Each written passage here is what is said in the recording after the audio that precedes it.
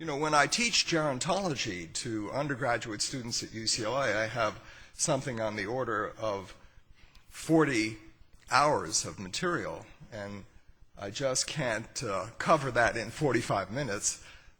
Let's see if we can get this. Is the clicker working? Yes, outline for the talk. First of all, I wanted to mention a couple of breaking news items, then give you an update on the supercentenarians that we study.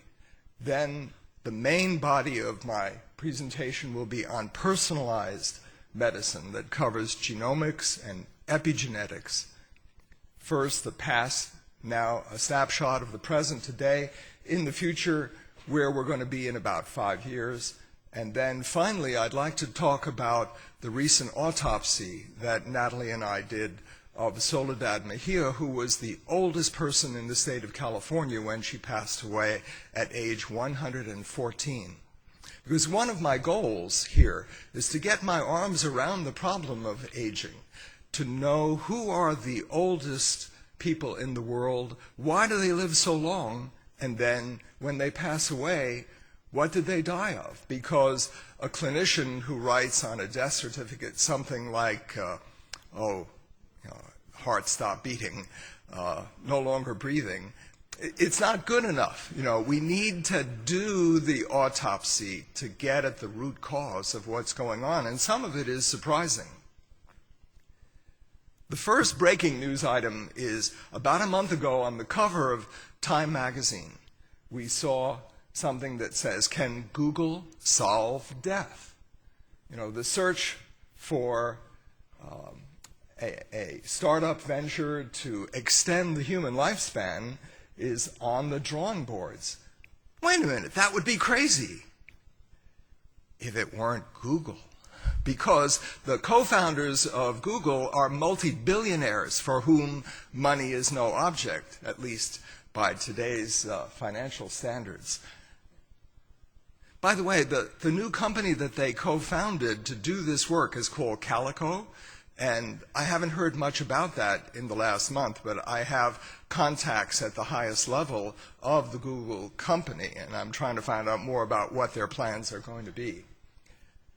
Another thing I have to do to this audience is a retraction of what I've frequently said in the past, which is there is no way to know how old a person is unless they supply you with their birth certificate, because there's nothing equivalent to, tree rings or dendrochronology. Trying to understand how old a tree is pretty easy if you chop it down and count the rings. There's no corresponding equivalent until maybe, if we look at the epigenome, we might be able to know within 98% accuracy how old somebody really is, to estimate their chronological age. So if you're in pathology and a dead body washes up with no ID on the shore of the beach, how can you estimate in forensic medicine what it is that they may have died of and who they are? Okay, and it turns out a recent paper by one of my colleagues, Stephen Horvath, in Genome Biology was published last month, saying that, hey, maybe we can get a very precise, relatively speaking, precise estimate of how old someone is by looking at their epigenome, that is, the methyl groups that decorate the DNA. And at Stanford University, where I went to medical school, we have some new developments in how to do the measurement of the epigenome in a cheap and low-cost but very high-speed method.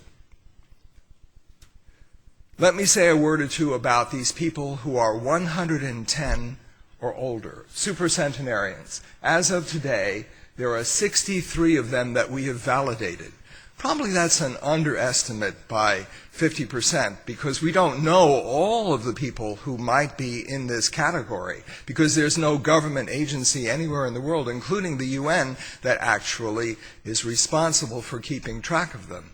And for the last 20 years, that's what we have been doing, and we've come to be acknowledged by all the major news media as the authoritative source for this category. In the U.S., we have 21 of these, and the rest of the world, 42.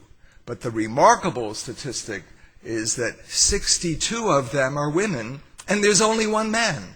So somehow the women in this audience have what we call the female advantage, and we really don't understand why women live as long as they do.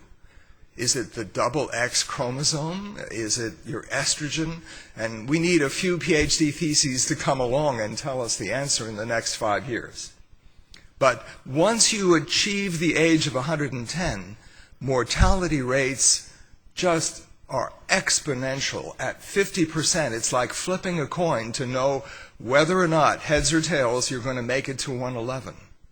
And to make it to 112 or 113 or 14 or 15, the odds of you doing that, the coin is biased against you, so that the mortality rates go as high as 70%, and that's the biggest number we've been able to measure so far, because when you get to 115 or 16 or 17, the numbers n are so small that the error bars on the statistics are large enough to drive a truck through, and they don't mean very much.